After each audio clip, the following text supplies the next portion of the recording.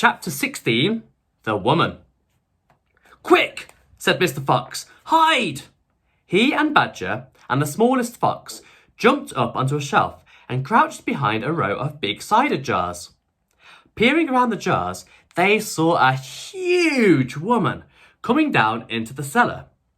At the foot of the steps, the woman paused, looking to the right and to the left.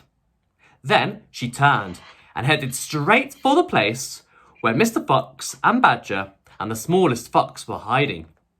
She stopped right in front of them. The only thing between her and them was a row of cider jars.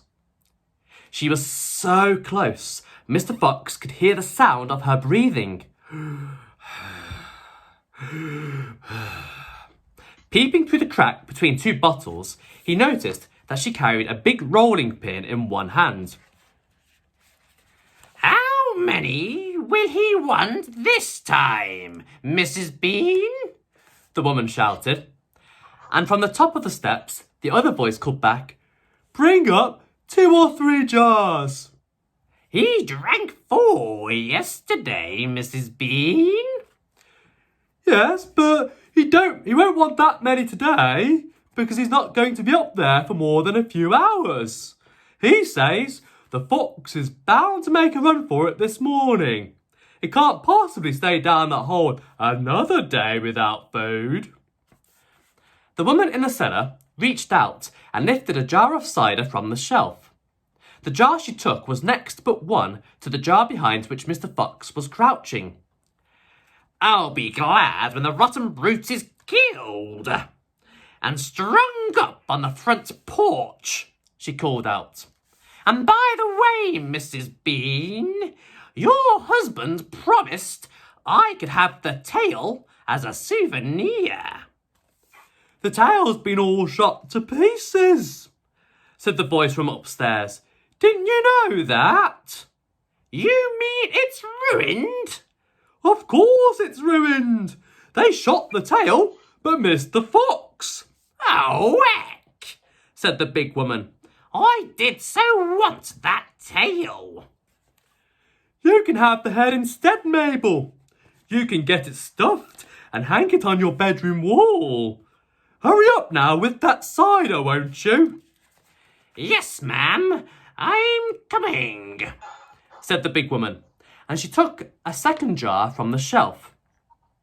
"If she takes one more, she'll see us," thought Mr. Fox.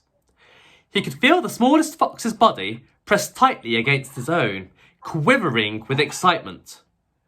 "Will 2 be enough, Mrs. Bean, or shall I take 3? "My goodness, Mabel, I don't care, so long as you get a move on." "Then 2 it is," said the huge woman, speaking to herself now. "He drinks too much anyway." Carrying a jar in each hand, and with the rolling pin tucked under one arm, she walked away across the cellar. At the foot of the steps, she paused and looked around, sniffing the air.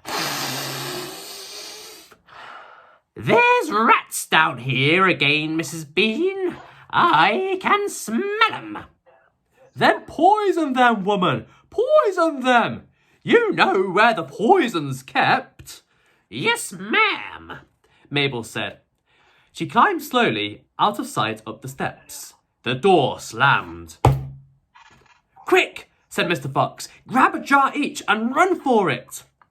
Rat stood on his high shelf and shrieked, "What did I tell you? You nearly got nabbed, didn't you? You nearly gave the game away. You keep out of here from now on. I don't want you around. This is my place." "You," said Mr. Fox, "are going to be poisoned." "Poppycock," said Rat. "I sit up here and watch her putting the stuff down. She'll never get me."